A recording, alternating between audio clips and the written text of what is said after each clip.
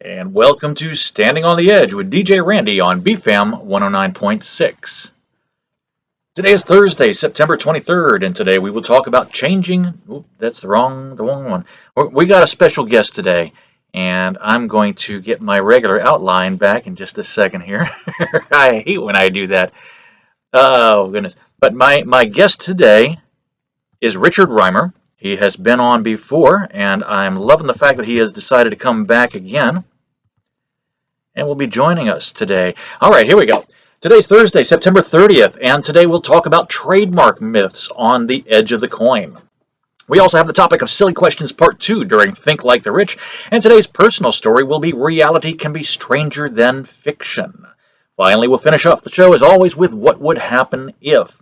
I want to remind you folks, I am in need of sponsors. If you want to be a partial sponsor for my show, if you love this content and you want to see the show continue, consider becoming a partial sponsor of Standing on the Edge.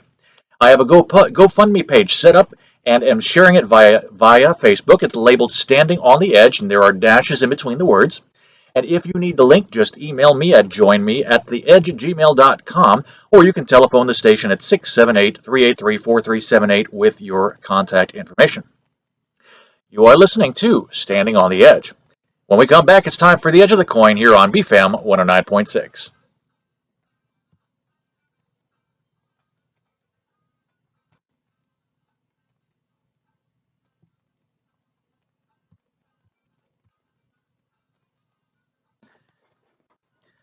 And welcome back to the show. The Edge of the Coin is brought to you by the CS Media Group. We provide the outstanding talent, you get the extraordinary entertainment. And the Edge of the Coin is a segment that shows us a way of opening up our mindsets to allow us to explore both sides of any situation. Our returning guest today, intellectual property attorney Richard Rimer. Welcome, Richard. Let's go ahead and jump straight into today's topic, which are like what you like to call trademark myths. Can you give us a little background on this?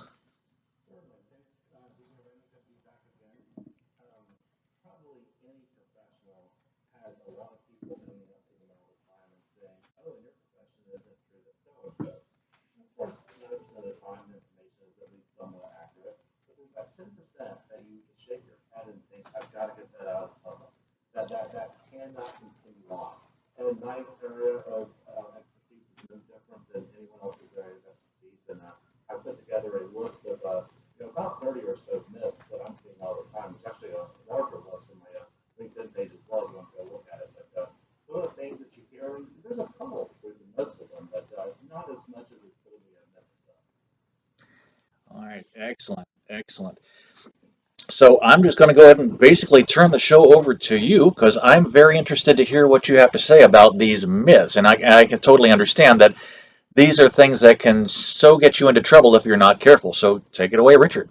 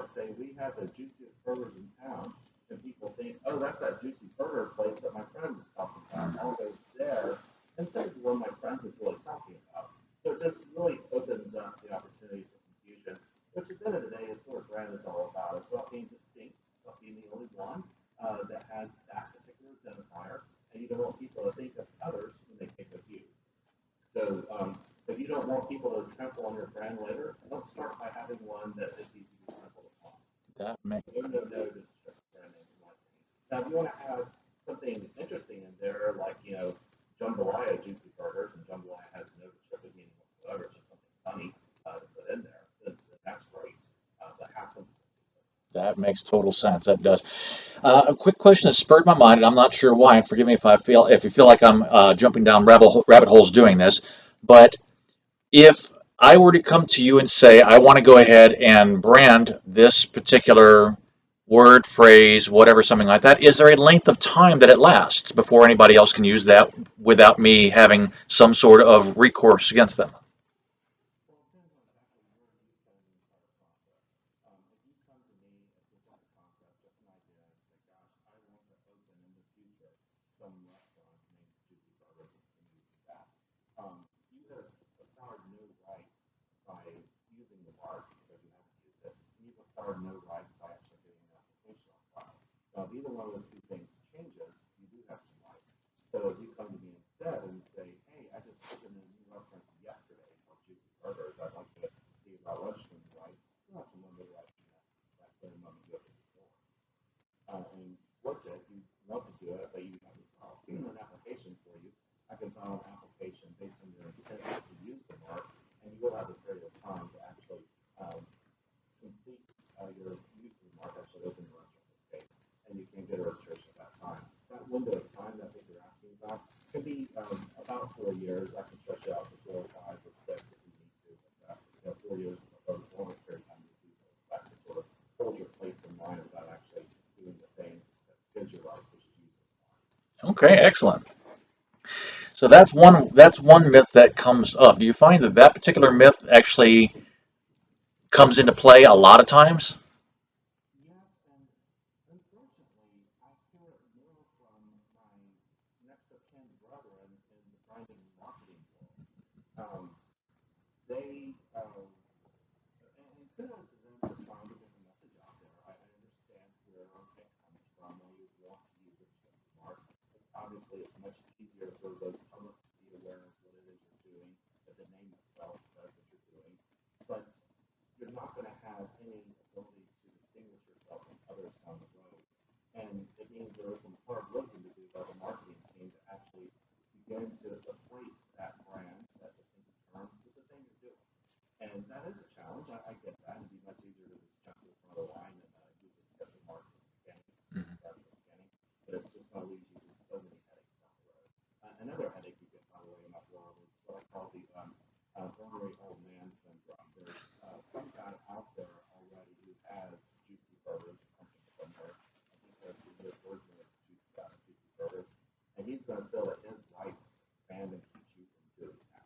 Just like imagine a suburban setting where a kid's walking his dog down the sidewalk and half the neighbors wave at the kid in style. That one ornery man says, "Get off my lawn, you whippersnapper." That's quite appreciate how far those property rights extend. Okay, excellent. Boy, I love that particular analogy because I can just imagine that's exactly happening. And I'm pretty sure that I have done something of the sort also in the past for one of my businesses, and they went, "Oh, you really don't need to be doing that. Now stop that before I go ahead and get you in trouble or whatever, something like that." All right, that's one trademark. What's or one myth? What's another one that you like that you want to go ahead and debunk?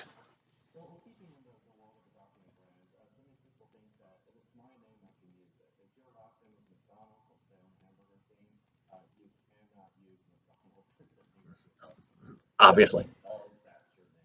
right. So many people feel that I can use my name anywhere you want. Chances are you can use the name. There aren't too many Randy Sopranos out there, and if you want to have a Randy Sopranos jewelry store or something, I'm guessing that's probably not going to infringe on anyone's rights. But there were famous Randy Soprano or even our Soprano jewelry store out there. He's like, you know what? I'm going to be pulling up with his rights. It's my name. I can use it. Mhm. Yeah, it doesn't work that way. My industry is probably the worst of that. I mean, Smith and Jones law firms are out there Oh, that got wow. stories like that. When you have a famous one, let's say Smith and Jones is a most world-renowned law firm, and my last name is Smith and your last name is Jones, and we go into business together, can't use Smith and Jones, even though their names are lawyers. So you got to be careful that your name is not an automatic pass to be able to use that. That makes sense. That makes sense. Now, for the lay person that is listening to this, what would be a good way to start to make sure that they're on the right track without doing that? In other words, is there? I mean, obviously, a Google search would probably be the best thing. Just go ahead and look to see how many things come up under your name or whatever it is you want to go ahead and put up. Well, that is where I would tell most people to start. I mean, if you're just trying to do something on your own and try to, knock out things before you even bother contacting someone like me, or you're just, brainstorming on a Friday evening with five friends and trying to knock out, 100 main brands that you come up with as a possible idea, and you want to, make sure there's nothing obviously wrong. I'd say a Google search is the right way to do it. But I would do two things in that search. One, I put the name that you want to do, and then I follow it by the business you want to be in. So, not Randy Saflata, but Randy Saflata Jewelry Store. To make sure my example prior that we have a connection between these things. Because I don't care if I find other the same brand being used in connection with other industries. There are plenty of industries out there that are not related whatsoever. We're all familiar with like Delta Airlines and Delta Concept, both existing side by side. There's no other entities but those two that I'm aware of. So you need to be aware of what your lane is, what sort of Twitter service you're offering, and see if people are doing similar things, related things with similar parts. And also, don't be concerned that your Uncle Eddie posted a Facebook posting that had the same words as the fifth line of a 50-page, a 50-line rant. That doesn't matter. I'm looking for companies using that as a brand name, not just random people's names. That makes sense. Yeah, I think a good search is the easiest way to do it. And you'll probably have some questions. You'll probably knock out some things easily yourself. You'll probably see that number's totally clear because you've been very creative and no one else has used that word anywhere on the entire internet. But there's always that middle ground too that I don't know. I don't know exactly what my risks are there. And that's what people like me specialize in doing is helping you understand what level of risk you have in the document. Brand will understand. Right, right. All right, excellent. All right, so what else have we got? What other kinds of myths? Well, you have a great segue here because the next thing is, after you're talking about the brand, clearing the brand, making sure the brand that you have chosen is clear. In addition to Google search, a lot of people go to the United States Patent and Trademark Office or the trademark office of other countries around the world, the EUIPO, the CIPO in Canada, etc., and see if their brand is available in their country. And a lot of people will say, well, I didn't see my brand, in the database, so that means I'm good, right? Not necessarily, because trademark infringement is not about things being exact. It's about there being a likelihood of confusion. And so you don't look for exact brands and exact goods and services. You look for similar brands and related goods and services. So, maybe you have an S at the end of your name and someone else doesn't, and you think you're clear, you're going to have confusion. People see it as a plural or something. So it takes a little bit more than just one-to-one match and that being your full analysis to make sure that you're not going to have any problems down the road. So and similarly, a lot of people could use PPO websites type in their brand idea and see the exact thing and think, gosh, too bad I can't use it. Not necessarily, because again, maybe you typed in Delta and you want to hook an airline, which is not responsive. At one point that existed. I guess Delta Conference to be second, I'm not sure. Right. But one of them looked at the registry and saw the other and said, but I'm still okay. They told me. So there's a little bit more analysis to it than just simply type it in and see exact match good or bad and no exact match good.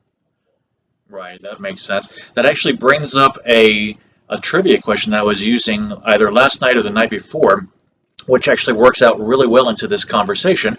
And that was a few years back. There was an injunction or a lawsuit or something that was infringing on the trademark rights of IHOP, International House of Pancakes, versus a church that started up International House of Prayer. And they were using the same acronym and therefore went ahead and because it was similar, they went ahead and did an injunction against them to stop the usage of that. Yeah, I don't know how that particular case came out, but it's interesting. Unless IHOP can show that they're doing more than just using the pancake people, they're doing more than just using the same acronym. I would say there'd be a problem. But that's not IHOP. The pancake people religious services and Western services are not fit whatsoever. Now, the church also said, start your Sunday morning a little or somehow otherwise pulling off of it. Maybe they had an old iconic building that they converted into a church and tourist team and everything like that.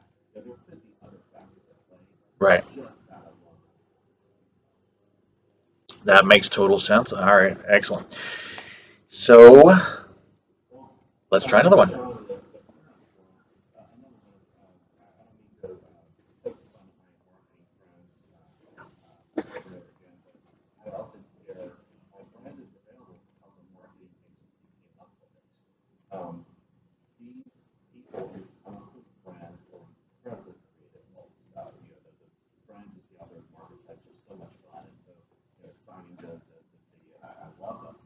But their forte is not necessarily in making sure the mark is legally clear to be used.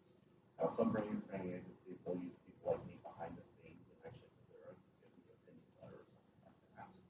And in that case, you're fine. But if it's just a matter of, oh, Susie down the street who's the most brilliant branding person came up with this brand for me, so I'm okay to use it. No, no, no, no, no.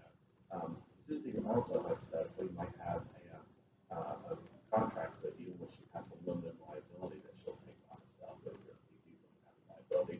But even then, at most it's going to be something along the lines of she'll give you a refresh, she might help you with some soft costs or something like that. But the pain of going to market with a brand and then having to rebrand is a very tough thing that she can't do. So having the confidence that your mark is built and used early on is a very important thing in the cycling business. Right. I can imagine it gets expensive in many ways. Um, Pretty much. I mean, of course, at the very least, having to redo everything legally to begin with. But then you've got the cost of time. You've got the cost of trying to get the people that were set on the. Let's go back to your juicy burger example there. They were set on that being their burger, and now they're having to switch to other things, and it's quite a bit of an issue. That's for sure. I can only imagine the headaches that somebody would have to go to from that if they didn't take a little bit of pre-planning time and consider several possibilities, if not as much as they possibly could. And also, Randy, just to sort of put one more fear at rest, the search I'm talking about costs $300. So I'm not suggesting a $25,000 expenditure to clear your brand. To do a very simple knockout search, most lawyers will charge. I've seen it as high as 500, and no insult to those who charge that, but my price is 300, and I've seen a little bit more as well. But that's the range we're talking about.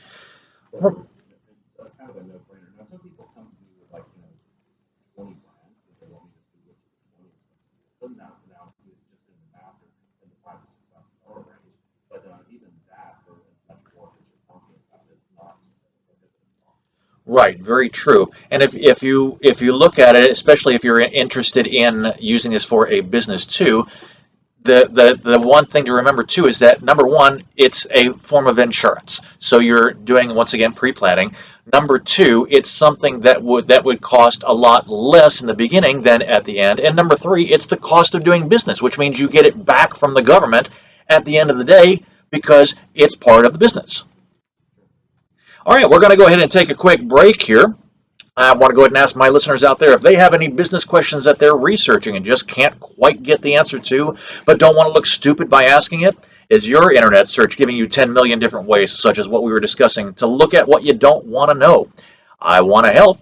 Just simply send me, DJ Randy, an email to joinmeattheedge@gmail.com. That's double T's, double E's, all smashed together. Joinmeattheedge@gmail.com. Or you can telephone the station at 678-383-4378. I will answer your question on the air, or I will get back to you as quickly as I can with an answer if I don't know it.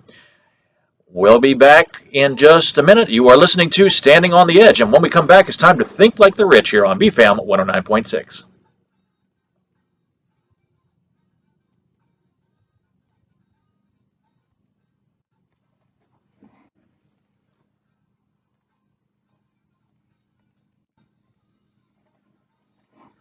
And welcome back to the show. Think Like the Rich is brought to you by Hers Decadence. offering luxurious refreshment for your body inside and out. I love the descriptive terms, and I really wish that sometimes we could go ahead and use that in our names, but just the thought of that luxurious refreshment for your body inside and out. You need to treat your body and that of your lover to a bit of luxury from hers. You can find out what's available by emailing Heather at hersdecadence@gmail.com. Now, Think Like the Rich is a segment designed to help everyone think past their circumstances and encourage a different course of action.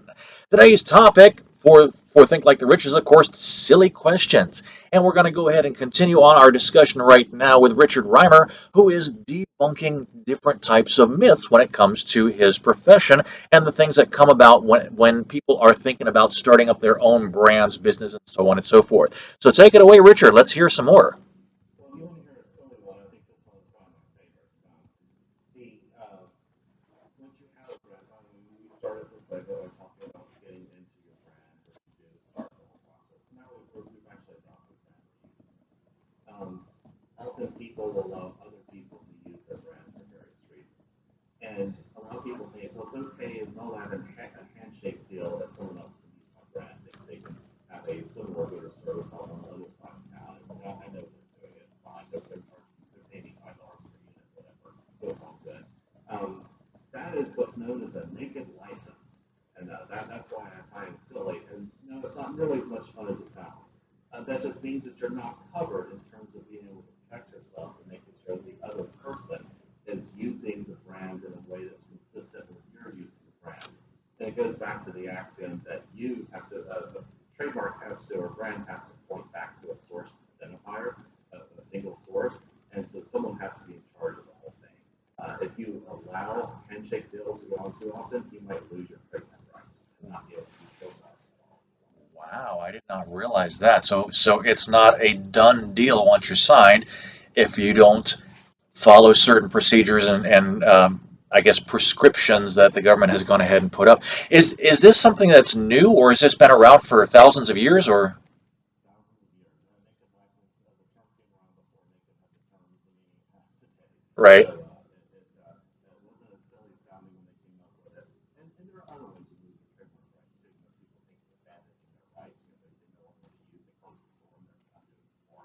But this is another way that you can just lose your trademark rights in this way. And another way that sort of goes into it is generic side. I don't know if you've heard the term or not, but if your brand is being used to describe your industry commonly, that is horrible news for you. A lot of people think it's great news. It is the worst news. I think of Xerox years ago. So many people started calling photocopiers Xeroxes. And I'm going to Xerox a Xerox on the Xerox. Right. The traces that we talked about. And Xerox, to its credit, did a wonderful job of educating the public that you can use a Xerox brand photocopier to photocopy a paper and wind up with a Xerox branded photocopy. And there might be a Recon or a Sharp or another brand out there as well. Xerox is not the name of the industry, it's the name of this brand. Aspirin at one time was a brand name. No one would ever think of aspirin now as indicating a specific source, but rather just the thing I love with release of paint. And look right on the shelf, what brand is aspirin? People might be a question. Right. So you can lose rights by having your brand become the name of the industry. Okay. Would that fall under the category of commoditizing itself? The term that we use is genericide because it becomes a generic term. Okay. I guess it's it's related to monetizing, but commonly speaking, you just don't want going back to our juicy burger example. Hmm. You don't want your brand to be so descriptive that other people can't use it. Other people have the right to use common English words, and when your brand becomes a common English word, that lost you. That just the one thing that keeps popping into my mind right now is the use of the name that became a verb that's also a noun to describe what's going on, of course, is the word Google. And everybody uses it to this day. And it's brilliant in a way because it really is just a search of some sort, regardless of what platform you're using, but people still use that term to describe the search itself. Yes. There was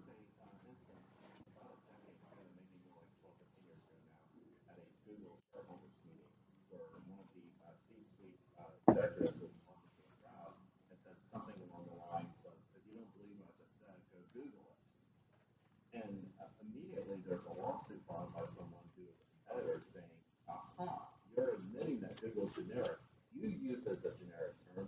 You should lose your trademark rights. Now, suit was dismissed quickly, but it was Exhibit A, and the next person's lawsuit wants to say that Google's generic. So I think that, if other people are using the term in the Xerox example as a generic term, you need to educate. If you're using it as a generic term, you need to advocate because someplace else that you no longer have a brand.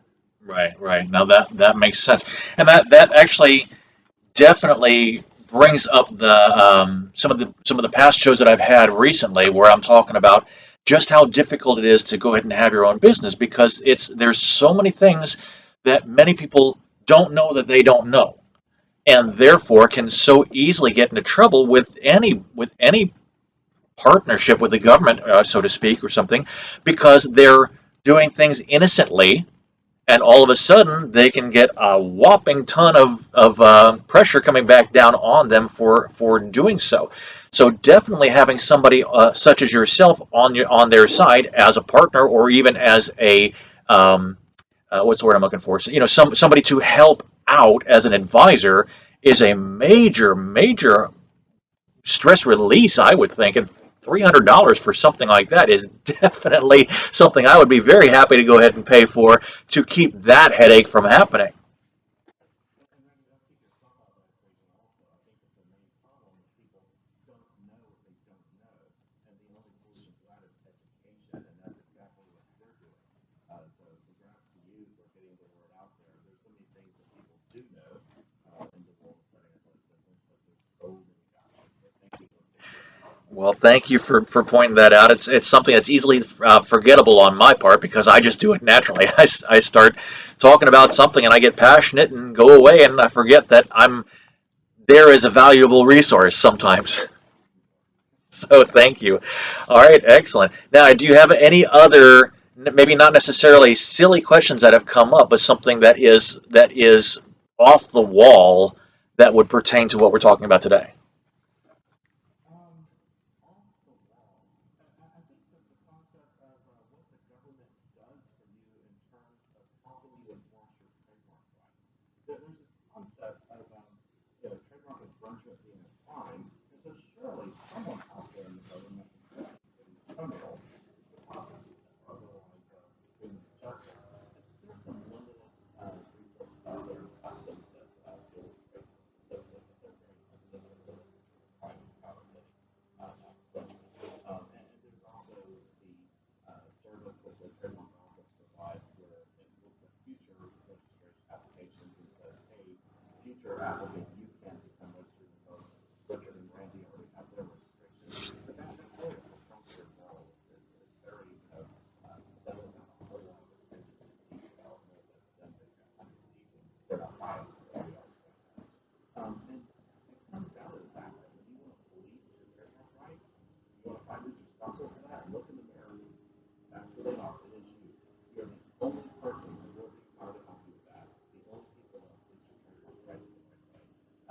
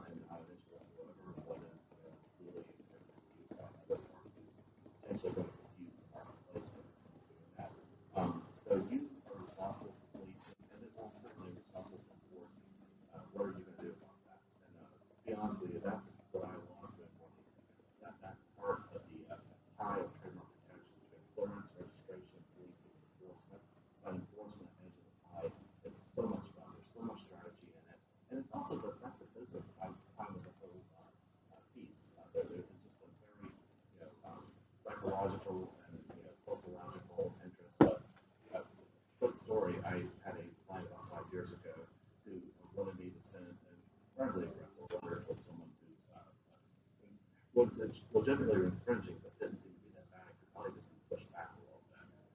And I reminded my client that there's a really good chance that this person would post the demand letter on social media. And if they wanted to look responsible and not look like, bullies, to be funny, that they really needed to moderate their tone. And after a lot of back and forth, the company finally decided to go with my approach of moderate the tone. And as I said, within minutes of me sending the demand letter via email, it was online, on social media, with a grant from the person who received it about what the criminal bullies and what a big company we were. We weren't like the little guy had no rights, etc. And all the posts that followed were like, no, you're the one being the jerk. You're the one that's out of line. You're the one that's not doing the right thing. And so there's more to it, is my point, than just simply what are your legal rights and how do you enforce them. But what's it going to look like?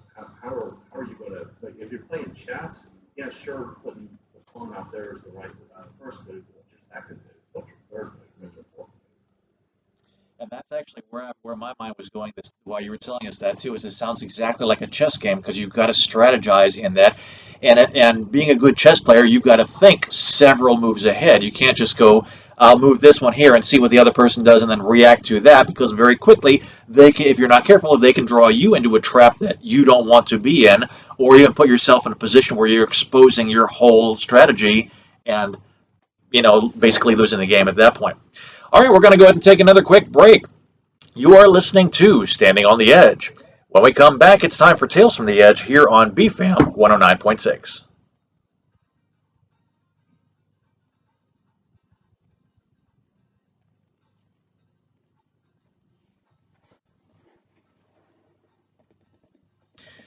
And welcome back to the show. Tales from the Edge is brought to you by the HRS Foundation, investing in future generations to ensure a better tomorrow. Now, Tales from the Edge is a shared personal example of people and situations that I've experienced during my path to growing wealthy. And today's story is about reality can be stranger than fiction. And this is so true. And we've got my special guest today, Richard Rimer, who is an intellectual property attorney, and he's debunking IP myths that are going on today. And some of the stories he's already been telling me have definitely been going, wow, you just can't script any of this. It just comes about. Take it away, Richard. Let's have some more. Well, I think I'm yeah, continue our progress. We've already looked at adopting a brand, doing a clearance for it, and started using the brand. Um, I'm going to skip over registering the brand just to say that I strongly encourage registration. And there's different types as well. Without do stick with there. Um, in terms of who should seek registration, I think is a really big area of myth. And one of them is along the lines of, well, I don't need to register my brand because I already established my entity with the Secretary of State. And it is true that you need to file something with the Secretary of State to organize an LLC or a corporation or any of the other types of recognized entities in almost every state. I think there's some nuances in a few of the 50 states, but that's a pretty common thing. Um, but that registration is vastly different from registering your trademark. Now, first of all, the vast majority of people who register their business name do not use that name as a brand. It's some sort of a crazy, acronym or their mom's last name and their dog's first name, and whatever. And it's not anything they ever intend to use as a brand, just to identify them as the IRS and Department of Labor and all those sorts of places. And the test there that they're going to is there anyone else in this long, long list of people who wrote your names that have an identical name? That's all they're looking for. That way they don't have an administrative mess up where they send something that was intended for you to me or vice versa. So that's all that that's for, and it has nothing to do with business rights at all. Nothing, nothing, nothing. And so many people think that that's protected them, and it is not done anything in the world. And similarly, domain names. And, if you get the domain name, I have this domain name initially protected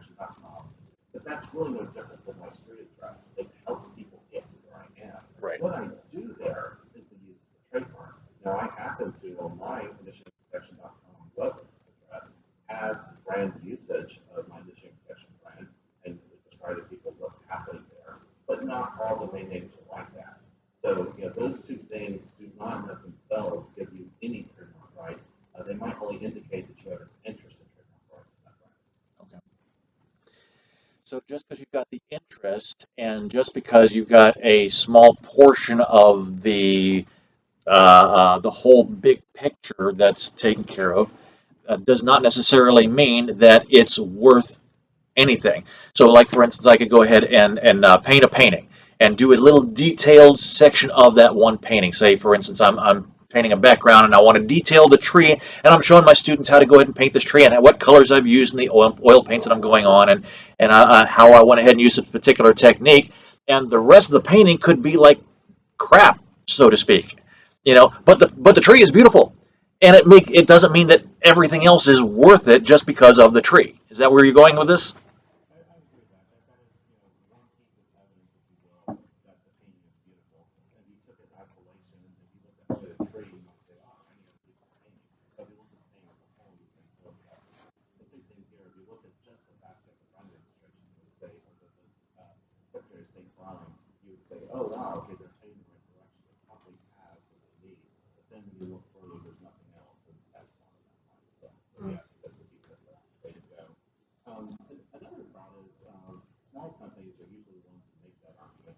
And they also have, there's this perception that trademark registrations or copyright registrations or having contracts with third parties are only for big companies. I would argue when it comes to brands, these sorts of registrations and protections are only for companies that care about their brand. Right. If you care about your brand, you're going to gain some value. And I would argue, in fact, that a small company gets more value out of registration than a big company does. And primarily because it sort of expands your rights in the United States, at least, to have the reservation to use it from a federal perspective in all 50 states. So if you compare a big company that's over half the United States and already uses finance have those rights there, whether or not it registers, versus me who's only in this one corner of this one state, suddenly I've expanded my rights to the entire country for this one corner, versus the big company had half the country rights just by being who they are. Right. So you get so much additional rights by being having a small company with registered rights, and again, it's not expensive. Let me knock some myths there that are not on my list. Just like the search itself, it's not expensive. Getting a trademark application on file is not expensive. There's a lot of variables go into it, but generally speaking, it should be about $1,000 for a normal application to get on file. There is some back and forth part of the government, and different applications, different brands have different histories and patterns they go through. On average, though, I would assume another $1,000 would be required in that prosecution process. And if it's going higher than $5,000, you probably have some issues that you would know about beforehand. So, you can, on the front end, be kind of confident that there's not going to be more than two, three, maybe $4,000 going into the process of being registration. Right, that makes sense. And I do want to go ahead and remind the listeners out there also that going back to your point where it's probably more beneficial for the small company versus the big company, let me remind you on the flip side of that, there has never ever been a company that started off big. They've all started off small and have grown to what they're doing. So once again, the quicker you can put these processes into play, the more protection you've got for the long haul, for the longer length of time, and so on and so forth. And the bigger you get, the less likely, once again, the chance that you have of somebody else coming in and say, well, we had it first, and so on and so forth. And then it makes it so much simpler to go ahead and say, no, I've got the documents right here. You can't negate this. It's I'll make an analogy. I used it last show with you. It's like having the deed recorded for real estate versus just squatting on land. yes, If you are using, if you're using a trademark or a brand and you don't have it registered, you have the same amount of rights as someone who's just squatting on land, pitch their tent, that's government, that's going to push them off the land, they're going to push them off. But they're still being borrowed time. that makes sense. And speaking of borrowed time, we mentioned this, I think, in the last segment as well, talking today, is that even though, and I want to remind the listeners about this, even though the government has limited resources in what's going on, there's a lot of times I feel like Big Brother is watching and they're always hunting you and looking for your particular thing, and that might or might not be the case. Once again, it's borrowed time. The longer you stretch it out, the more time you use in not doing something, the more of a probability that somebody else is going to say, "Hey, we're bringing in the hound dogs to look for you now." So that would definitely make sense to me. And I can come back to. I mean, I call myself a serial entrepreneur. Now I'm not in some leagues as, say, for example, Bill Gates with Microsoft. Starting off a company that has so much worth to so many people right off the bat. I've been doing something where I might start, like, oh, I don't know, 5 or 10 companies just to see or practice starting the companies. Starting a company is easy. It's the little things after that that you have to practice and practice and practice and get it not just correct the first time, but practice doing it correctly every time to make it worthwhile, so that when you do have that company, that bam, you're there and everybody knows you as a household name almost immediately. You've got all your ducks in a row. And this is one of the reasons why I love people like you that are willing to come out and explain these things, both the true and the not so true, and then some of the stories that you might have heard from Uncle Eddie and you might have heard from Cousin Ted, and you're going, well, it depends. And that's where it comes down to. So, do you have anything else you want to go ahead and say? We're going to come up on, we've still got about 5 or 6 minutes for our next break. So, if you got another story, jump on it. Well, if you wouldn't mind, I'd like to have another mention to, and one related to that is that so many people think that they can't get a federal registration because they only have one location, but I'm not in interstate commerce. Okay. You can, I won't go into why interstate commerce is defined so broadly, but it's hard to not be in interstate commerce. You have to make a concerted effort to not be in interstate commerce. So you apply for, you qualify for a federal trademark registration by doing just about any sort of commerce. If you are putting a bucket over it and not letting people from outside the states even see it, well, then maybe somehow don't qualify, but you have to really try to not qualify for federal registration. That would definitely make sense, especially with today's internet presence is going everywhere the moment you get online. Exactly. Yeah, and also just the way travel is. I mean, this concept goes back to the '60s, and it was the concept of interstate commerce was most widely expanded during the '60s, and during civil rights cases, restaurants that refused to seat patrons of whatever creed or whatever that they wanted to seat, said, "Well, I'm only in this one state. You can't do anything." Federal protectors often look on, federal agents often look on the table and say, "Talk to me about that Heinz ketchup over there. What state did you get it from?" You know, Pennsylvania. So I'm sure in Pennsylvania, you were in interstate commerce. That totally makes sense. And like I said before, it's a lot of this is stuff that you don't know that you don't know, and you never would have thought about unless we come across the situation itself. Yeah, I think another thing people don't think about is brands exist in all environments. People think it's a B2C, a business to consumer thing only. Well, that's consumers. That's what we see most frequently. Right. But B2B also has brands, and it's just as important if you're in a B2B environment and then you have a brand that you will want to do something to protect it. And yeah, a brand really is anything beyond descriptive words. So if I really wanted to open Richard's Law Shop, I probably don't need to be thinking about a brand. Right. If I am working under a franchise scenario, I don't need to worry about my brand because that's what my franchise is doing. But outside of those weird situations, the guy who has a hot dog stand goes to crowded places and says hot dogs here, and all it says inside is hot dogs. He probably doesn't have a brand. But everyone else is in business, and they're all trying to say, "Hey, you remember this experience with me? Next time you see this name, you can have that experience again." It's using a brand. Nice. And I think that's where some confusion comes in also, because a lot of people will think that your brand is the one thing that people see, such as your name or your picture or uh, um, so many different things that they're physically hearing or whatever the jingle it might be. But that's not necessarily the case, is what, if I am understanding correctly. It's more of the, if you remember it because of this, then that's your brand. Exactly, and a brand is a combination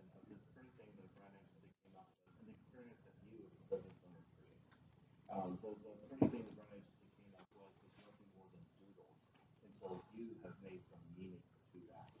And it's a connection of their marketing and your actual service that makes people say, oh, yes, I see that brand and I want to go there again, or oh, I'm not going there ever again. But that's up to you to do that part. And then I help protect those like to create like thinking accommodation. Nice. And that goes right into the headline that I was saying, which is reality can definitely be stranger than fiction because it's just one of those things that just doesn't seem to equate to, oh, this is obvious. I've got to do it this way, or maybe if I went ahead and used this particular item in my sign, then I'm going to get away with something, even though I know next door they're using the same exact item, but it's used in a different way. It's one of those things where you're better off finding a specialist such as yourself, Richard, to go ahead and say, "Hey, I know that this is a possibility. Therefore, I'm coming to you with my problem. Can you help me with this? And how long would it take if there's a true situation to go ahead and resolve this problem?" And that way you can come back and say, no, you got no issues there. They've got no rights against you. You got no rights against them, so on and so forth. Or you can come back and say, you got a major issue. We've got to do something about this. It's going to take a certain amount of time and effort and legal processes or somewhere in between. And that can range, I mean, I can imagine just thousands of different scenarios. Oh, absolutely. I mean, if you think about all the different businesses that are out there, they all have different objectives, they all have different brands, they all offer slightly different combination of goods and services, or in different locations or whatever. And then they come in contact and conflict with one of the others. Do the math. And it's trillions of possibilities. So it's you know, countless what you might encounter out there. And they fall into general topics. I mean, I can't say that every situation is always so unique that I have to recreate the wheel, but you are an individual. Your business is unique. I need to understand what your business is. I then need to understand what the conflicting business is, and try to figure out where we go from here with the strategy. Outstanding. I love talking to you about these things. We're going to have to go ahead and do some more of that. You are listening to Standing on the Edge. It's time to close out the show with What Would Happen If here on BFAM 109.6. We'll be right back.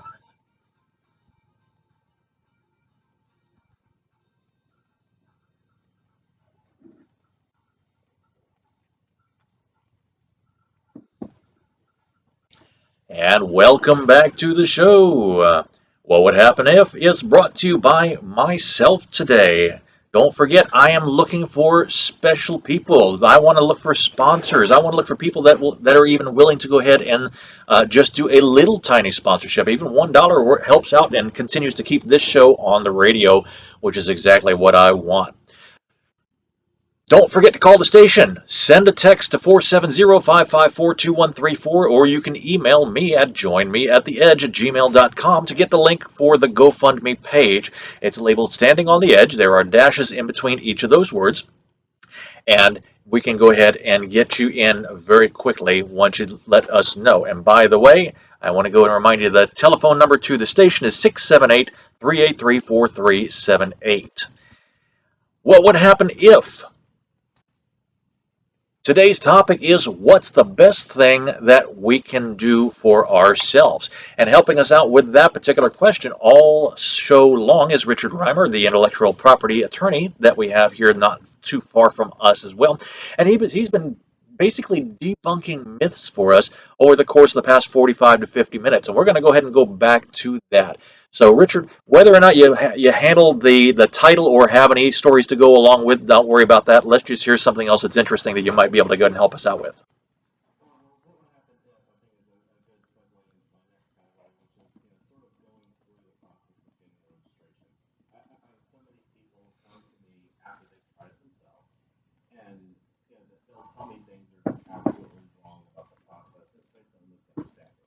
And the common one is something along these lines. I filed an application, but the government said I couldn't have it, so I can't get the registration.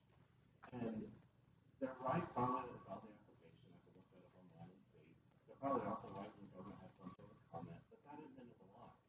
You, as an applicant, have a period of 6 months to respond to the issue raised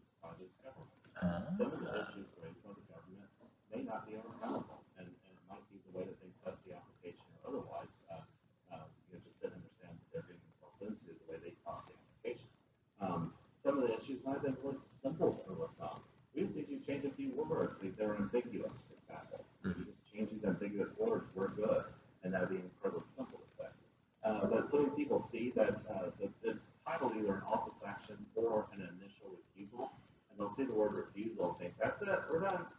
And not realize that there's some more that can be done at that point. Now, sometimes when I have one of those initial refusals brought to me by someone who's already filed their application, I'll say it's almost not even worth responding to this because the application itself is heading in the wrong direction. The strategy doesn't make a lot of sense. We're better off starting again. Going back to my plumber analogy from last show, where I was a better off calling the plumber on day one or trying to fix it myself, calling it later and it's more expensive. Right. But the same happens here. But getting a refusal from the government is not the end of the story. So that's one myth in terms of the world of prosecution. Also, another myth is that there's a quote unquote best type of trademark.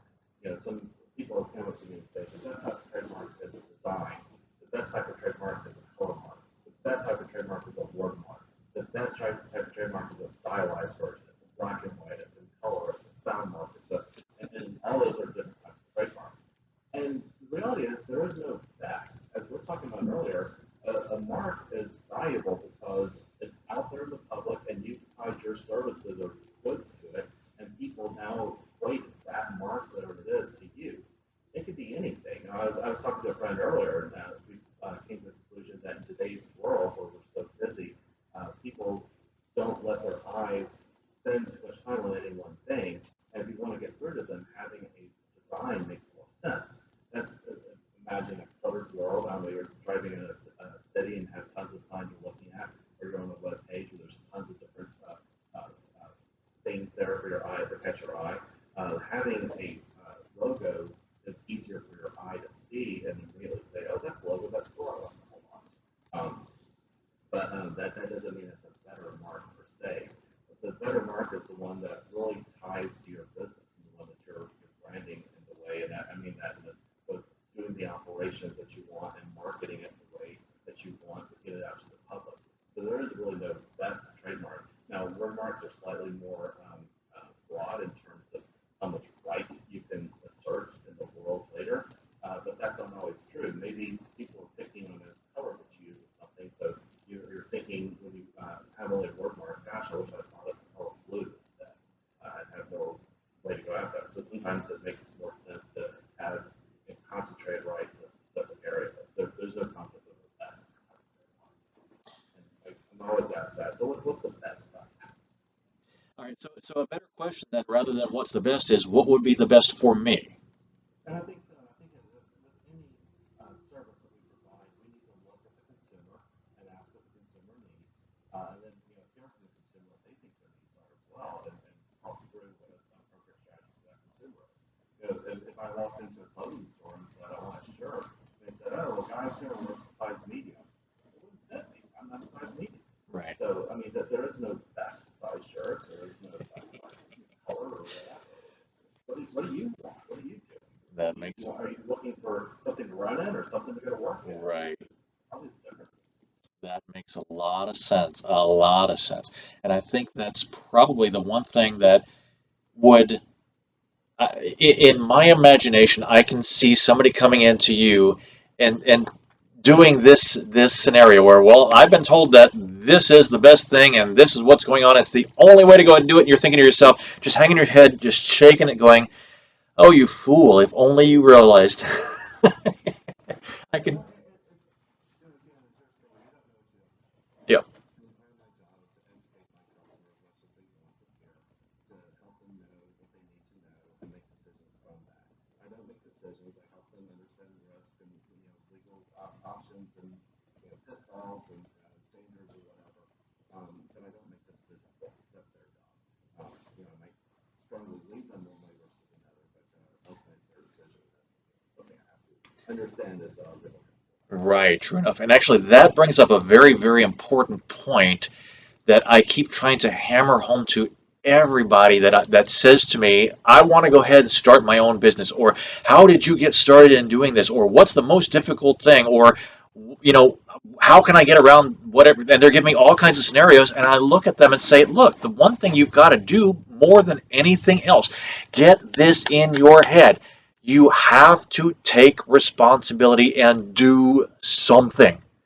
You can't just talk about it and magically will it to appear. You can't just talk about it and say, well, maybe if in a perfect world this would happen, and expect that it's going to poof be complete in front of you. Probably the best advice ever given to me was, in order to be a great business person, in order to be a decent business person, in order to be a bad business person, it doesn't matter. You've got to, number one, do something. You've got to, number two, go somewhere. And number three, you've got to talk to somebody.